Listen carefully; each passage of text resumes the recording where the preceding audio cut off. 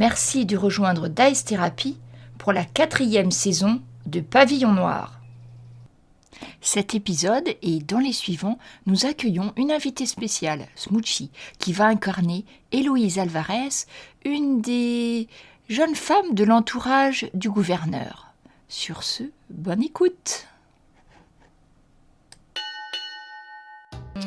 Par contre, une fois vos ébats terminés, est-ce que tu veux discuter avec Clara ou pas ? Je te pose la question parce que la dernière fois, si tu te souviens bien, tu avais compris qu'elle avait été l'amie du capitaine Der, le capitaine français du Griffon que vous avez croisé aux îles Canaries. Oui. Oui, je vais discuter un petit peu avec elle. Sur sa vie passée avec le capitaine, et alors d'autres. Voilà, si elle sait un petit peu des choses sur lui. Et, C'est un parti. Non, merci. Voilà, où il allait, avec des renseignements. Et puis, moi, je lui dis que moi, je vais bientôt partir, qu'on part aujourd'hui pour un grand voyage et que je suis justement capitaine, peut-être ce même capitaine. Je me rappelle plus si c'est ce capitaine-là que je dois suivre ou pas. Alors, pour Eril, deux choses. Déjà, quand tu vas lui dire que tu pars, elle va fondre en larmes. Ça va être absolument... voilà, non, vous allez me quitter, vous aussi. Après le capitaine Der, je perds tous mes amoureux, tout ça. Je dis que je reviendrai. Euh, Et le collier, c'est pour ne pas m'oublier. Et du coup, donc elle est très triste, donc vous repassez un petit peu de temps tous les deux. Et puis une fois que c'est terminé, du coup, parce qu'il faut que tu la consoles, tu comprends bien. Ah bah oui. Elle est un petit peu plus à même de parler. Et qu'est-ce qu'elle va te dire de plus ? C'est que le capitaine Der avait été embauché par Louis XIV pour récupérer de l'argent que les Espagnols devaient au roi. Donc lui, il partait pour ça. Il a été embauché par les Espagnols parce qu'il cherchait à avoir le plus de bateaux possible pour faire vraiment une armada, éviter de se faire attaquer par les pirates. Et ce que tu as appris aussi, c'est que il n'était pas convaincu par le chemin qu'avait décidé de prendre le capitaine de la flotte, c'est-à-dire le capitaine Ubilia, qui commandait en fait toute la flotte. Il y avait il y avait l'escadron de terre ferme et l'autre armada qui était Ubilia, dirigée. c'est ça, capitaine Ubilia. Ubilia. C'était le grand commandant en chef. Et elle se souvient que juste avant de partir, surtout ce qui l'embêtait, lui, c'était la route choisie. Lui, il aurait voulu passer plutôt... déjà, il trouvait que c'était tard pour partir, donc il voulait passer par plutôt le sud, et le capitaine Ubilia avait décidé de longer en fait par le nord. Longer par le nord, d'accord. Donc après, au niveau des marins, il faudra que tu vérifies avec les cartes. Mais du coup, pour rapport à votre recherche sur la Floride, ça va déjà, tu sais que ça va être sur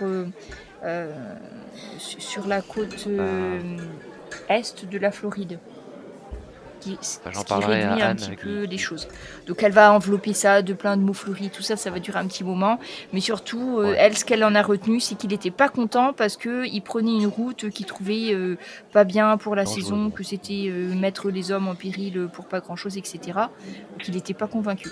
D'ailleurs, si tu te souviens bien, il n'a pas effectivement suivi la route des Espagnols. Et c'est le seul qui est sorti vivant, entre nous. Mais bon, ça, c'est une autre histoire. Voilà, sinon, après, qu'est-ce qu'elle va pouvoir te dire d'autre, cette brave Clara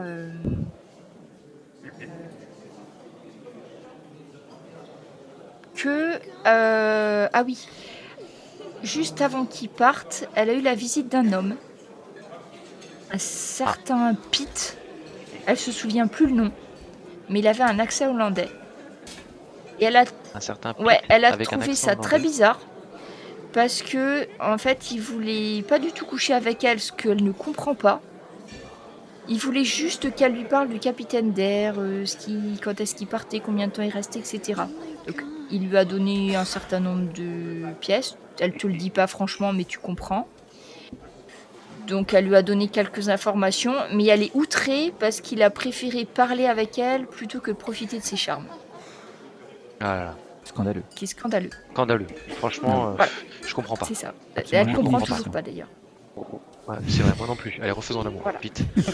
Donc du coup, tu pourras revenir. Le départ, ça doit être prévu vers 8h. Donc vous reverrez Eric juste avant l'embarquement. Il va arriver en courant, tout Fatigué, essoufflé, la chemise défaite, mettre les mon cheveux futal dans comme un je état... Attendez-moi, partez pas sans moi. Et cette fois-ci, Bastien est sur le bateau.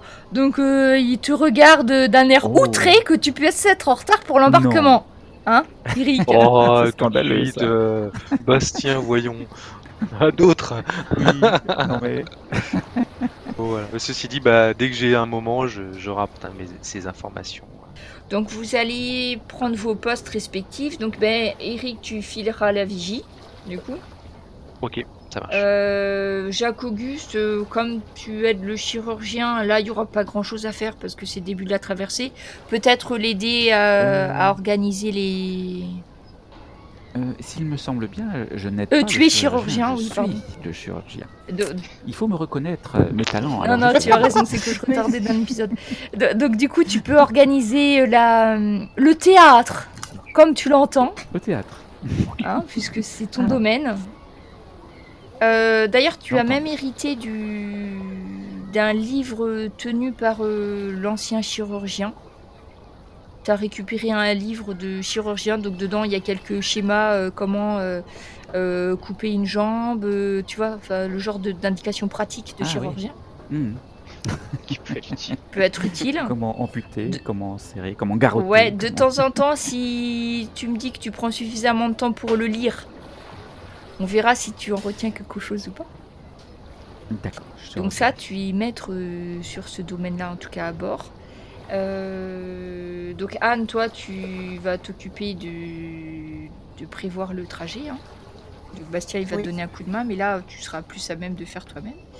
Et puis Jack, comme c'est le départ, tu vas superviser les nouveaux marins que tu as embauchés. J'arrange un petit Voilà. peu tous les matelots qui- Tu les mets au poste, celui-là à la grand voile, etc. Enfin, c'est toi qui vas organiser un petit peu tous les postes des marins. Donc vous avez du nouvel équipage, hein, donc c'est surtout eux que tu vas devoir surveiller. Hein. Je te rappelle, donc il y a George Garcia qui n'a que 3 doigts et que 2 doigts à une main. Raphaël Villalobos qui est super costaud mais qui n'a pas inventé le fil à couper le beurre. Que des recrues de qualité. Julian Rojas Qu'est-ce qu'il foutait le recruteur qui est très beau, très bon gabier. D'ailleurs, tu le vois tout de suite, hein, effectivement, il assure. Faut juste pas qu'il sourie parce que là, tu vois qu'il va pas attraper la corde avec les dents. Donc voilà les nouveaux recrues. Les autres, vous l'avez. Après, du coup, j'en profite pour les mettre en doublon avec quelqu'un de sûr ou d'ancien qui puisse garder un œil sur lui et lui apprendre un petit peu les fonctionnements du bateau. Voilà, parce que là, votre équipage commence à être quand même pas mal. Il vous manquerait bien quelques marins, mais déjà, ça va aller beaucoup mieux. Donc, j'ai besoin déjà de Anne Le Goff qui va me faire un test pour toutes les conditions météo déjà avant de partir. Et juste avant de partir, excusez-moi, je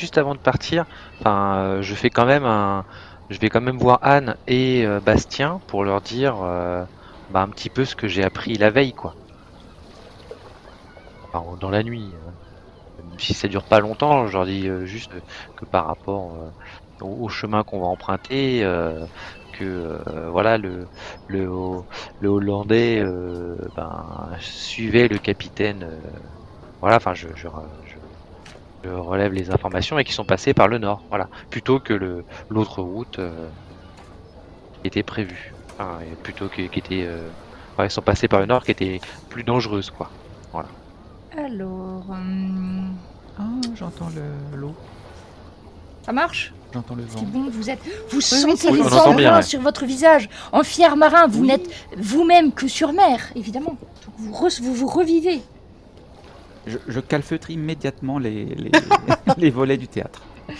Donc, il me faudrait pour déjà le maître pilote, Anne Le Goff. Il me faudrait un test d'érudition et d'hydrographie cette fois-ci. Excellente réussite. Waouh. Donc, tu repères tout de suite le meilleur trajet. Je vais même te partager une carte si tu veux. C'est la carte de la Floride. Voilà. La carte que vous avez dans votre étui à carte de bateau. Donc tu sais qu'il faudra pas très longtemps pour atteindre la côte de la Floride. Donc je vais mettre peut-être un petit bateau en tout cas. Tu sais que la météo a l'air pas mal, il n'y a pas l'air d'avoir trop de vent. Tu penses qu'il va vous falloir peut-être 4 jours pour atteindre le... Attends. Je mets un bateau sur la carte. Alors, la destination que vous espérez atteindre, c'est en fait toute la côte à partir d'où j'ai mis le bateau et en remontant au nord. Ok. C'est bon, je sais pas si la carte est arrivée chez tout le monde, par contre. Non, pas encore. je me suis Non, pas non. tardé. Quand la carte sera affichée, vous allez voir, on voit vraiment en train de toute la charger. côte de Floride, donc c'est une carte d'époque. Il y a même des magnifiques dessins de sauvages représentés. Et d'après toutes les indications que tu as eues, tu sais que ce qu'il faut arriver à suivre comme trajet pour t'amener à l'endroit où il y a le bateau, il vous faudrait, si tout va bien, 4 jours. Ok. Donc vous êtes sur de bonnes voies. Et quant à la météo, bah, c'est pas mal pour l'instant. Tu vérifies par cadran s'il y a des nuages, la force des vagues, etc. Donc là, tout va bien pour l'instant. Après, j'ai besoin de la vigie. Donc vigilance, c'est la perception et la vigilance, s'il te plaît, Eric. Que vois-tu du haut de ton mât? Eh bien, rien. Une voile poêle. Perdu dans ses pensées. Eric pense Il y a de l'embrun. voilà, Eric pense encore aux étreintes fougueuses de sa douce Clara et ne regarde Je rien. vois des boss, je vois des boss. J'ai vraiment du mal au portrait. Il voit des courbes dans toutes les vagues qu'il Oh regarde. là là, c'est fou. Aïe aïe aïe.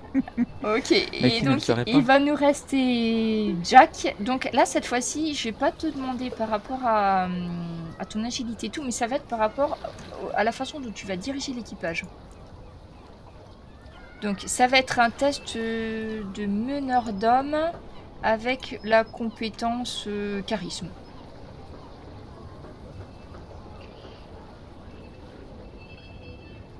Mhm. Bon, même les nouveaux s'en tirent pas trop mal.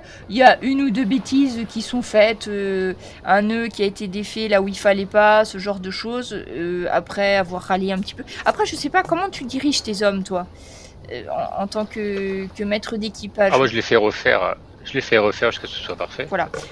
Tu Ah, t'armes comme ça, on apprend. d'un fouet, d'une trique, quelque chose, ou juste le pouvoir de la voix? Non. Il fait les Juste le gros pouvoir yeux. de la voix. Alors, tu vas voir les nouveaux marins en fait qui font quelques bêtises et puis au final ils arrivent à comprendre à peu près comment vous fonctionnez et très vite l'ancre est relevée et puis vous prenez le vent auprès et vous commencez à partir à belle allure en direction des côtes de la Floride. Pendant ce temps, Jacques Auguste, tu as un homme un petit peu gêné qui vient te voir. Donc il a Je le fréquenté reçois. malheureusement des maisons un petit peu moins riches et saines que celles que fréquente Eric. Et ce marin a un problème un petit peu gênant. Et donc il va te déballer son problème et te demander si c'est normal que d'un côté ça soit plus gros que l'autre. Alors, je le reçois comme il se doit, avec la scie à la main. Et Alors pardon, l'homme en question c'est Robert Masbat, le maître canonnier. Hein. Oui, donc, Faut équilibrer quand même. exactement. Eh bien, ma foi, je jette un coup d'œil dans le livre du chirurgien précédent. Et puis je m'arrête à la première page qui me paraît la plus cohérente, la plus probable. D'accord. Alors, donc du coup, tu vas t'appuyer sur ton érudition plutôt. Donc tu vas faire un test de médecine avec érudition. Alors. Ouh, ça a failli. oh ouais, tu m'étonnes. Bonne réussite. Donc tu diagnostiques un stade débutant de syphilis, Jacques Auguste. C'est contagieux, Hein ça? C'est pas contagieux, ça? Tu sais pas trop. À l'époque, je sais pas s'il y a notion. Enfin, si, il y a notion de contagion par rapport intime, mais après le reste, tu sais pas trop. Hein. Pour de bon, oui, hein, ça y est. Hein, mais, donc, tu arrives à trouver. Alors, donc là, c'est pour. Tu as défini la maladie, mais maintenant, il va falloir que tu fasses les soins. Donc, cette fois-ci, ça va être un test de premiers soins. Alors, laisse-moi juste voir. La syphilis, ça c'est grave hein, quand même. Hein, le Pour l'instant, pauvre, il je a pas de cherche les chance. premiers soins. Oui. Donc, Puis à l'époque, on ne s'en sort pas, je pense. alors, oui, non, mais c'est pas grave. Du moment qu'il ralentisse, il saura pas de quoi il est mort de toute façon. Donc, par contre, c'est sérieux, mais ça nécessite pas de chirurgie. Heureusement. D'accord. Donc Bon, bah, en fait, je ça repose va être aussi, un alors. test. Donc ça va être un test de premiers soins avec ton adresse. Ça va saigner. Serrez les dents, monsieur. Et non, malgré ton inexpérience pour ce genre de plaie, tu vas déduire de ton livre qu'il faut utiliser du mercure. Donc tu vas fabriquer un espèce d'onguent au mercure, une espèce de pommade grasse avec beaucoup de mercure dedans. Voilà, mais où est-ce que j'ai trouvé tout ça? Ah moi mais tu sais tu avais la mallette de chirurgien Dans la pharmacie payée par les moyens Ah. du bord. Donc ça fait partie des faut- médicaments du chirurgien de l'époque, le mercure. Hein. C'est très très Voilà, faut que courant.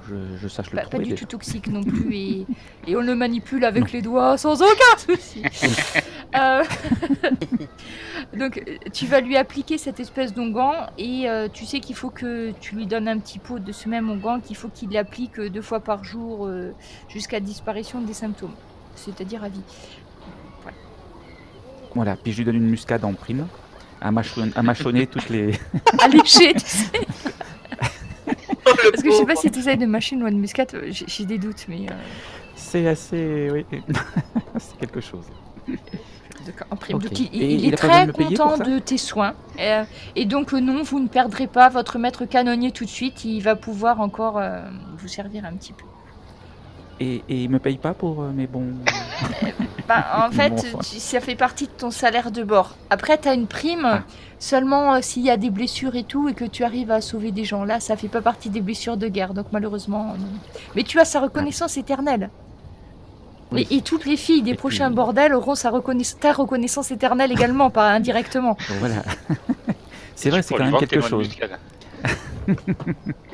Finalement, je me sens assez fier de ce que je viens de réaliser. Alors tu peux même rajouter quelques notes dans le livre hein, qui est à toi, en faisant un beau dessin et puis en mettant que le mercure t'a paru efficace. Bon, tu vas surveiller hein, ce brave homme de temps en temps, voir si tout va Ouais. bien. Mais là, en principe, avec ce que tu lui as donné, tu le reverras pas pour ça.